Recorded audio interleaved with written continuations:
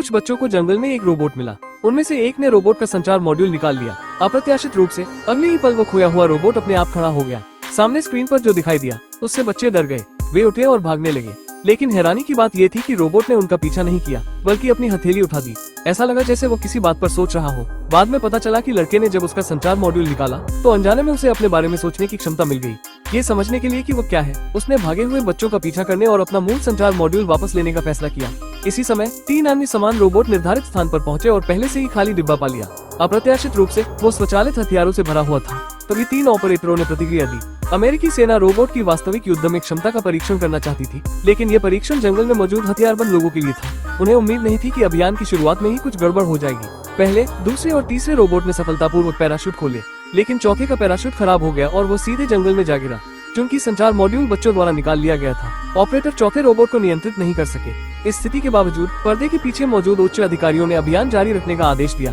जल्द ही तीनों रोबोट उस गांव में पहुंचे जहां हथियारबंद लोग थे। उच्च अधिकारियों ने तुरंत बिना किसी भेदभाव के हमला शुरू करने का आदेश दिया, क्योंकि यह अभियान सर्वोच्च स्तर का था। किसी को भी जीवित नहीं छोड़ा जाना था।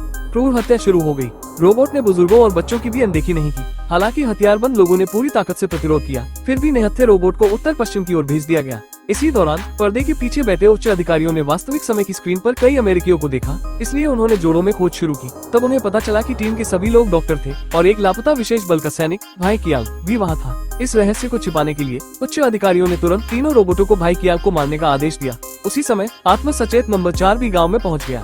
एक हथियारबंद व्यक्ति ने तुरंत उस पर गोली चलाई। बिना किसी आश्चर्य के अगले ही पल उसे उत्तर पश्चिम की ओर भेज दिया गया। जब नंबर 4 जाने ही वाला था, तभी उसने गलती से डॉक्टर द्वारा छोड़ा गया टैबलेट कंप्यूटर देख लिया।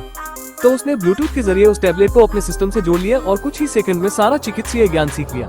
उसने सिर घुमाकर उस व्यक्ति को देखा जिसे उसने अभी अभी उत्तर पश्चिम की ओर भेज दिया था, और फिर अपने हाथ में लगे खंजर को यूं ही निकाल लिया।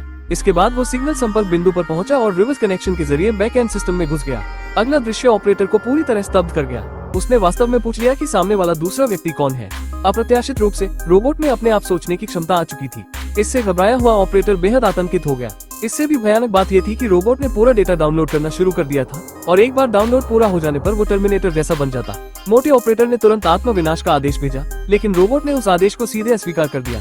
स्थिति बेहद गंभीर थी, इसलिए उन्होंने जल्दी से किले की तलवार निकाली और नेटवर्क केबल खींच दी। हालांकि वे नंबर 4 की कोशिश को रोकने में सफल रहे, लेकिन उसी समय बाकी तीनों रोबोटों की भी चलने फिरने की क्षमता खत्म हो गई। तभी वरिष्ठ अधिकारियों ने भी समस्या की गंभीरता को समझा, इसलिए उन्होंने तुरंत रणनीति बदली और तीनों रोबोटों को 2 टीमों में बांट दिया। नंबर 2 और नंबर 3 को नंबर 4 को नष्ट करने के लिए भेजा गया, जबकि नंबर 1 को भाई कियांग के लोगों का पीछा जारी रखने का आदेश दिया गया। इसी दौरान भाई कियांग के लोग एक और गांव में पहुंचे, लेकिन उन्हें सांस लेने का भी मौका नहीं मिला था कि कुछ ही दूरी पर नंबर 1 की आकृति दिखाई देने लगी। अगले ही पल उसने एक डॉक्टर को पकड़ लिया। जैसे ही डॉक्टर उसे उत्तर पश्चिम की ओर फुसलाने वाला था, भाई कियांग ने एक खुली आरी फेंक दी। इससे सफलतापूर्वक नंबर 1 का ध्यान उसकी ओर खींच गया। जब वो उसका पीछा करने लगा तो उसे कोने में खदानों से भरा एक गड्ढा मिला। फिर वो घास में छिप गया और ट्रिगर दबा दिया। अप्रत्याशित रूप से विस्फोट रोबोट को पूरी तरह नष्ट नहीं कर सका। भाई कियांग ने तुरंत अपनी बंदूक उठाई और गोली चलानी शुरू कर दी। ये समझते ही कि नंबर 1 विस्फोट की चपेट में आ चुका है, ऑपरेटर ने तुरंत आत्म विनाश कार्यक्रम शुरू कर दिया। भाई कियांग ने चमकती हुई संकेतक लाइट देखी और तुरंत उंगली दबाकर दूर भागने लगा। अगले ही पल उसे एहसास हुआ कि नंबर 4 लगातार और भी ज्यादा बुद्धिमान होता जा रहा है। मोटे ऑपरेटर ने सीधे आखिरी घातक तीर निकाल लिया, एक बैकअप उन्नत युद्ध कार्यक्रम। अगर यह नंबर 3 में इंस्टॉल कर दिया जाए तो वो निश्चित रूप से नंबर 4 को मार सकता था।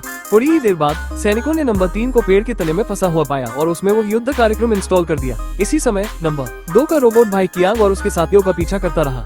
भाई कियांग ने जमीन की बनावट का फायदा उठाकर नंबर 2 को चट्टानों की दरार में फंसा दिया, ताकि बाकी लोग आगे भाग सके। जल्द ही वे एक परित्यक्त प्राचीन मंदिर तक पहुंच गए, लेकिन उन्हें उम्मीद नहीं थी कि नंबर 2 फिर से उनका पीछा करते हुए आ जाएगा।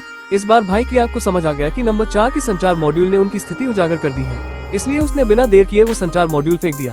लेकिन ठीक उसी समय जब वे जान बचाकर भाग रहे थे, एक जीवित बचे व्यक्ति ने गलती से पत्थर की दरार पर पैर रख दिया और नंबर 2 ने भाई कियांग को पकड़ लिया। इस नाजुक क्षण में नंबर 4 अचानक नंबर 2 के पीछे प्रकट हुआ और सीधे उसका सिर खींचकर अलग कर दिया। फिर उससे भी अजीब बात हुई। उस समय नंबर 4 ने एक आवाज निकाली। वो अब भी यह समझना चाहता था कि जीवन क्या होता है, लेकिन अत्यधिक घबराया हुआ भाई कियांग जोर जोर से हंस पड़ा।